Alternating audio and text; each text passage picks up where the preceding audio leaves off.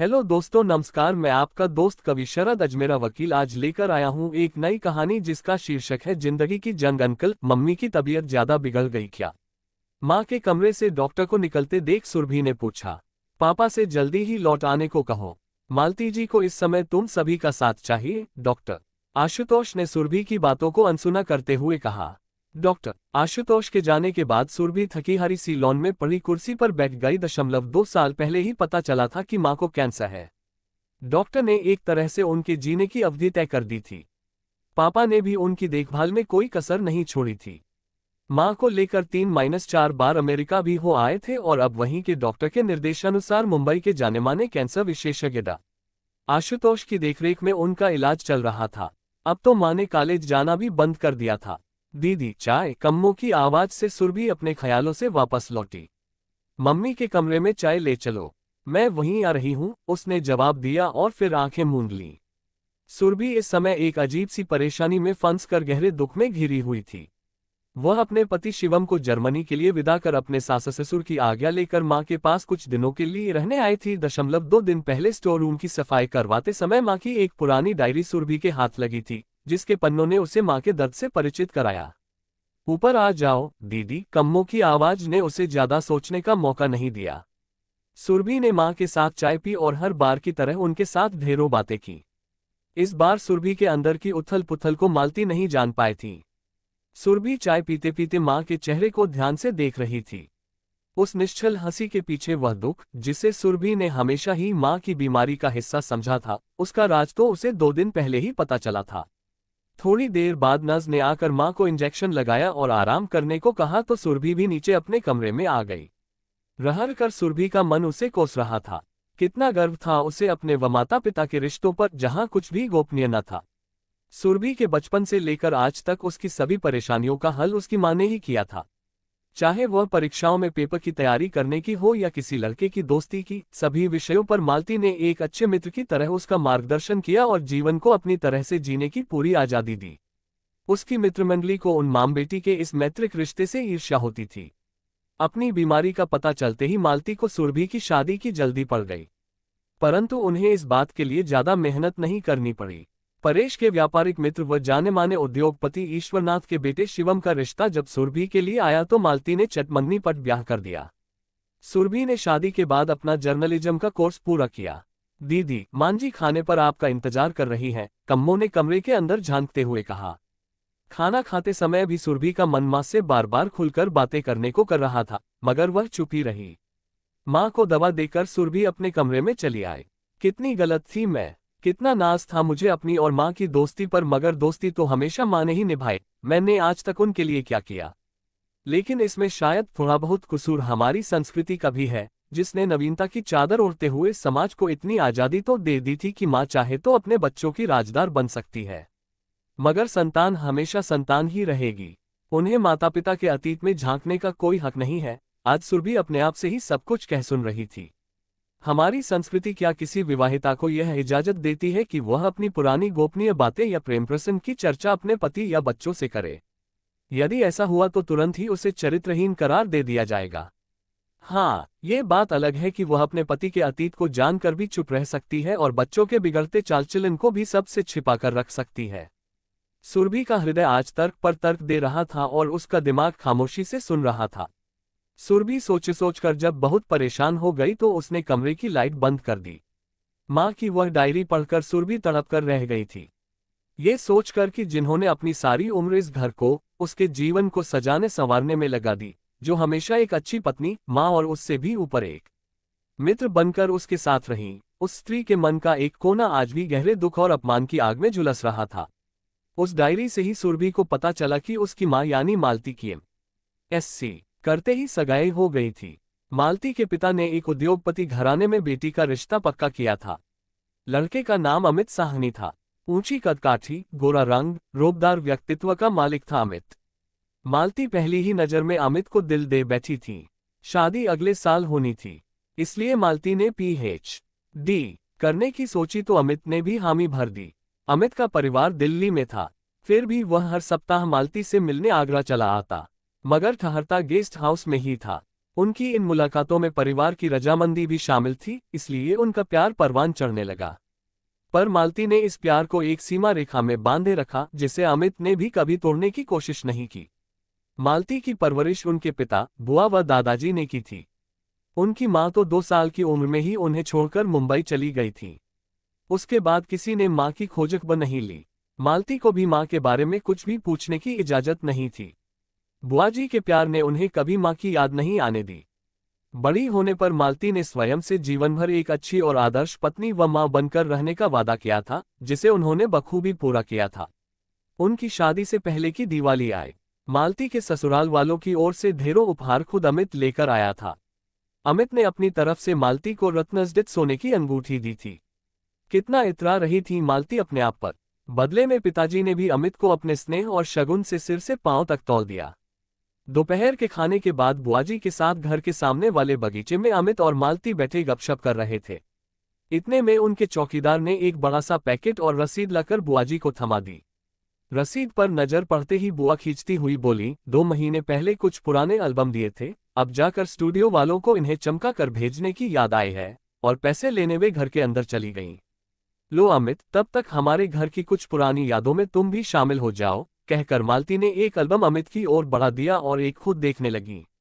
संयोग से मालती के बचपन की फोटो वाला एल्बम अमित के हाथ लगा था, जिसमें हर एक तस्वीर को देखकर वह मालती को चुरा चुरा कर मजे ले रहा था। अचानक एक तस्वीर पर जाकर उसकी नजर ठहर गई। ये कौन है मालती, जिसकी गोद में तुम बैठी हो? अमित जैसे कुछ याद करने की कोशिश कर रहा था। यह मेरी माँ है। तुम्हें तो पता ही है कि ये हमारे साथ नहीं रहती, पर तुम ऐसे क्यों पूछ रहे हो? क्या तुम इन्हें जानते हो? मालती ने उत्सुकता से पूछा। नहीं, बस ऐसे ही पूछ लिया, अमित ने कहा। ये हम सबको छोड़कर वर्षों पहले ही मुंबई चली गई थी। ये स्वर बुआजी का था। बात वहीं खत्म हो गई थी। शाम को अमित सबसे विदा लेकर दिल्ली चला गया। इतना पढ़ने के बाद सुरभि ने देखा कि डायरी के कई पन्ने खाली थे, जैसे उदास हो। फिर अचानक एक दिन अमित साहनी के पिता का माफी भरा फोन आया कि यह शादी नहीं हो सकती। सभी को जैसे सांप सूंघ गया। किसी की समझ में कुछ नहीं आया। अमित 2 सप्ताह के लिए बिजनेस का बहाना कर जापान चला गया। इधर उधर की खूब बातें हुई, पर बात वहीं की वहीं रही। एक तरफ अमित के घर वाले जहां शर्मिंदा थे, वहीं दूसरी तरफ मालती के घर वाले क्रोधित व अपमानित। लाख चाह कर भी मालती अमित से संपर्क न बना पाई और न ही इस धोखे का कारण जान पाई। जगह साई ने पिता को तोड़ डाला। 5 महीने तक बिस्तर पर पड़े रहे, फिर चल बसे। मालती के लिए ये दूसरा बड़ा आघात था। उनकी पढ़ाई बीच में छूट गई। बुआजी ने फिर से मालती को अपने आंचल में समेट लिया। समय बीतता रहा। इस सदमे से उबरने में उसे 2 साल लग गए तो उन्होंने अपनी PhD पूरी की। बुआजी ने उन्हें अपना वास्ता देकर अमित साहनी जैसे ही मुंबई के जाने-माने उद्योगपति के बेटे परेश से उसका विवाह कर दिया। अब मालती अपना अतीत अपने दिल के एक कोने में दबाकर वर्तमान में जीने लगी। उन्होंने कॉलेज में पढ़ाना भी शुरू कर दिया। परेश ने उन्हें सब कुछ दिया, प्यार, सम्मान, धन और सुरभि। सभी सुखों के साथ जीते हुए भी जब तब मालती अपनी उस पुरानी टीस को बूंद बूंद कर डायरी के पन्नों पर लिखती थी। उन पन्नों में जहां अमित के लिए उसकी नफरत साफ झलकती थी, वहीं परेश के लिए अपार स्नेह भी दिखता था। उन्हीं पन्नों में सुरभि ने अपना बचपन पढ़ा। रात के 3 बजे अचानक सुरभि की आंखें खुल गईं। लेटे लेटे वे माँ के बारे में सोच रही थी। वे उनके उस दुख को बांटना चाहती थी, पर हिचक रही थी। अचानक उसकी नज़र उस बड़ी सी पोस्टनुमा तस्वीर पर पड़ी, जिसमें वह अपने मम्मी पापा के साथ खड़ी थी। वह पलंग से उठकर तस्वीर के करीब आ गई। काफी देर तक माँ का चेहरा यूं ही निहारती रही। फिर थोड़ी देर बाद इत्मीनान से वह पलंग पर आ बैठी। उसने एक फैसला कर लिया था। सुबह 6 बजे ही उसने पापा को फोन लगाया। सुनकर सुरभि आश्वस्त हो गई कि पापा के लौटने में सप्ताह भर बाकी है। वह पापा की गैरमौजूदगी में ही अपनी योजना को अंजाम देना चाहती थी। उस दिन वह दिल्ली में रह रहे दूसरे पत्रकार मित्रों से फोन पर बातें करती रही। दोपहर तक उसे यह सूचना मिल गई कि अमित साहनी इस समय दिल्ली में अपने पुश्तैनी मकान में है। शाम को मां को बताया कि दिल्ली में उसकी एक पुरानी सहेली एक डॉक्यूमेंट्री फिल्म तैयार कर रही है और इस फिल्म निर्माण का अनुभव वह भी लेना चाहती है। मां ने हमेशा की तरह हामी भर दी। सुरभि नज और कम्मों को कुछ हिदायतें देकर दिल्ली चली गई। अब समस्या थी अमित साहनी जैसी बड़ी हस्ती से मुलाकात की। दोस्तों की मदद से उन तक पहुंचने का समय उसके पास नहीं था, इसलिए उसने योजना के अनुसार अपने ससुर ईश्वरनाथ से अपनी ही एक दोस्त का नाम लेकर अमित साहनी से मुलाकात का समय फिक्स कराया। ईश्वरनाथ के लिए यह कोई बड़ी बात न थी। अगले दिन सुबह 10 बजे का वक्त सुरभि को दिया गया। आज ऐसे वक्त में पत्रकारिता का कोर्स उसके काम आ रहा था। खैर, मां की नफरत से मिलने के लिए उसने खुद को पूरी तरह से तैयार कर लिया। अगले दिन पूरी जांच पड़ताल के बाद सुरभि ठीक 10 बजे अमित साहनी के सामने थी। वे इस उम्र में भी बहुत तंदुरुस्त और आकर्षक थे। पोता पोती व पत्नी भी उनके साथ थे। परिवार सहित उनकी कुछ तस्वीरें लेने के बाद सुरभि ने उनसे कुछ औपचारिक प्रश्न पूछे पर असल मुद्दे पर न आ सकी, क्योंकि उनकी पत्नी भी कुछ दूरी पर बैठी थी। सुरभि इसके लिए भी तैयार होकर आई थी। उसने अपनी ऑटोग्राफ बुक अमित साहनी की ओर बढ़ा दी। अमित साहनी ने जैसे ही चश्मा लगाकर पेन पकड़ा, उनकी नज़र मालती की पुरानी तस्वीर पर पड़ी। उसके नीचे लिखा था, मैं मालती जी की बेटी हूं और मेरा आपसे मिलना बहुत जरूरी है। पढ़ते ही अमित का हाथ रुक गया। उन्होंने प्यार भरी एक भरपूर नज़र सुरभि पर डाली और बुक में कुछ लिखकर बुक सुरभि की ओर बढ़ा दी। फिर चश्मा उतारकर पत्नी से आंख बचाकर अपनी नम आंखों को पोंछा। सुरभि ने पढ़ा, लिखा था, जीती रहो, अपना नंबर दे जाओ। पढ़ते ही सुरभि ने पर्स में से अपना कार्ड उन्हें थमा दिया और चली गई। फोन से उसका पता मालूम कर तड़के 5:30 बजे ही अमित साहनी सिर पर मफलर डाले सुरभि के सामने थे। सुबह की सैर का यही 1 घंटा है जब मैं नितांत अकेला रहता हूं, उन्होंने अंदर आते हुए कहा।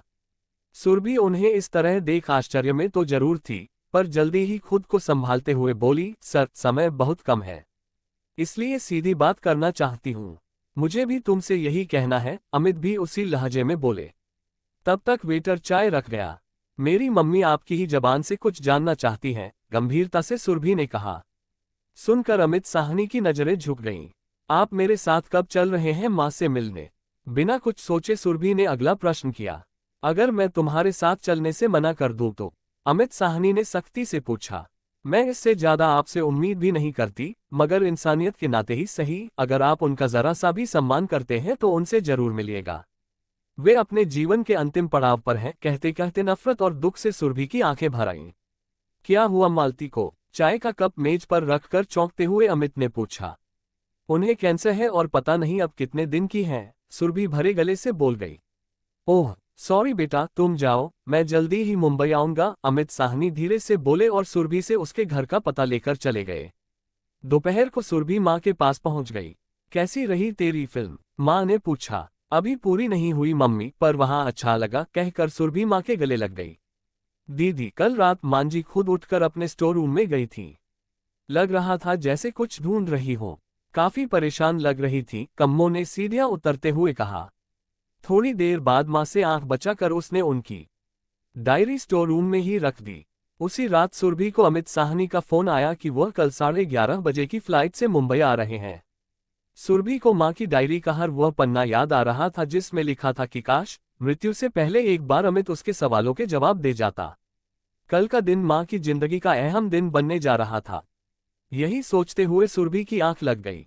अगले दिन उसने नस से दवा आदि के बारे में समझकर उसे भी रात को आने को बोल दिया। करीब 1 बजे अमित साहनी उनके घर पहुंचे। सुरभि ने हाथ जोड़कर उनका अभिवादन किया तो उन्होंने ढेरों आशीर्वाद दे डाले। आप यहीं बैठिए, मैं माँ को बता कर आती हूँ। एक विनती है, हमारी मुलाकात का माँ को पता न चले। शायद बेटी के आगे वे कमजोर पड़ जाएं, सुरभि ने कहा और ऊपर चली गई। मम्मी, आपसे कोई मिलने आया है, उसने अनजान बनते हुए कहा। कौन है? माँ ने सूप का बाउल कम्मों को पकड़ाते हुए पूछा। कोई मिस्टर अमित साहनी नाम के सज्जन हैं। कह रहे हैं दिल्ली से आए हैं। सुरभि वैसे ही अनजान बनी रही। कौन आया है? माँ के शब्दों में एक शक्ति सी आ गई थी। ऐसा करती हूँ, आप यहीं रहिए, उन्हें ही ऊपर बुला लेते हैं। माँ के चेहरे पर आए भाव सुरभि से देखे नहीं जा रहे थे। वह जल्दी से कहकर बाहर आ गई। मालती कुछ भी सोचने की हालत में नहीं थी। ये वह मुलाकात थी जिसके बारे में उन्होंने हर दिन सोचा था। थोड़ी देर में सुरभि के पीछे पीछे अमित साहनी कमरे में दाखिल हुए, मालती के पसंदीदा पीले गुलाबों के बुके के साथ। मालती का पूरा अस्तित्व कांप रहा था, फिर भी उन्होंने अमित का अभिवादन किया।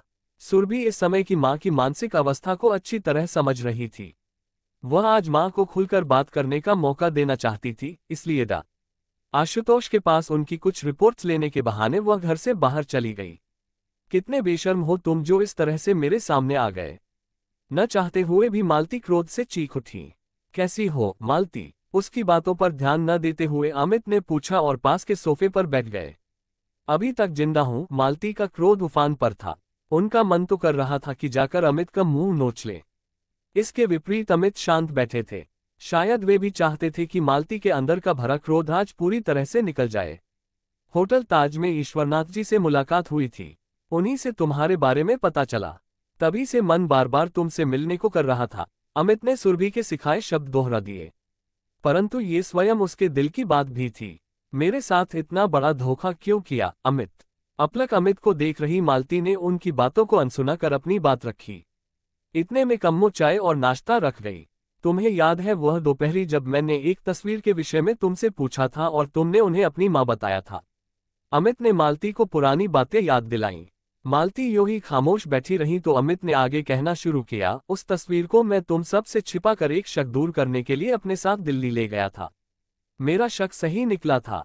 ये वृंदा यानी तुम्हारी मां वही औरत थी जो दिल्ली में अपने पार्टनर के साथ एक मशहूर ब्यूटी पार्लर और मसाज सेंटर चलाती थी। इससे पहले वह यही मुंबई में मॉडलिंग करती थी। उसका नया नाम वेंडी था। इसके बाद अमित ने अपनी चाय बनाई और मालती की भी। उसने आगे बोलना शुरू किया, उस मसाज सेंटर की आड़ में ड्रग्स की बिक्री, वेश्यावृत्ति जैसे धंधे होते थे और समाज के उच्च तबके के लोग वहां के ग्राहक थे। ओह, तो ये बात थी। पर इसमें मेरी क्या गलती थी? रोते हुए मालती ने पूछा। जब मैंने MBA में नया दाखिला लिया था तब मेरे दोस्तों में से कुछ लड़के भी वहां के ग्राहक थे। एक बार हम दोस्तों ने दक्षिण भारत घूमने का 7 दिन का कार्यक्रम बनाया और हम सभी इस बात से बहुत रोमांचित थे कि उस मसाज सेंटर से हम लोगों ने जो 2 टॉप की कॉल गर्ल्स बुक कराई थी उनमें से एक वेंडी भी थी जिसे हाई प्रोफाइल ग्राहकों के बीच पुरानी शराब कहकर बुलाया जाता था। उसकी उम्र उसके व्यापार के आड़े नहीं आई थी। अमित ने अपनी बात जारी रखी। उसे अब मालती के सवाल भी सुनाई नहीं दे रहे थे। चाय का कप मेज पर रखते हुए अमित ने फिर कहना शुरू किया, मेरी परवरिश ने मेरे कदम जरूर बहका दिए थे मालती, पर मैं इतना भी नीचे नहीं गिरा था कि जिस स्त्री के साथ 7 दिन बिताए थे उसी की मासूम और अनजान बेटी को पत्नी बनाकर उसके साथ जिंदगी बिताता। मेरा विश्वास करो मालती, ये घटना तुम्हारे मिलने से पहले की है। मैं तुमसे बहुत प्यार करता था।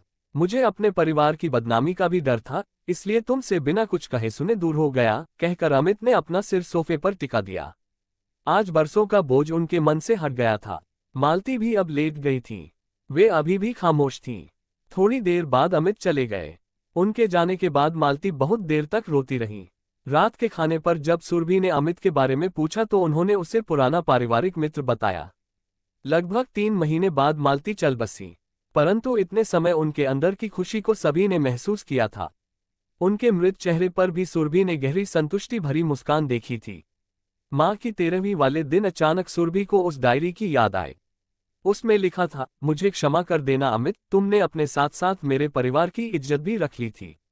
मैं पूर्ण रूप से तृप्त हूं। मेरी सारी प्यास बुझ गई। पढ़ते ही सुरभि ने डायरी सीने से लगा ली। उसमें उसे मां की गर्माहट महसूस हुई थी। आज उसे स्वयं पर गर्व था क्योंकि उसने सही माने में मां के प्रति अपनी दोस्ती का फर्ज जो अदा किया था। तो दोस्तों, ये कहानी आपको कैसी लगी कमेंट कर बता दें। वीडियो लाइक करें, चैनल सब्सक्राइब करें। धन्यवाद।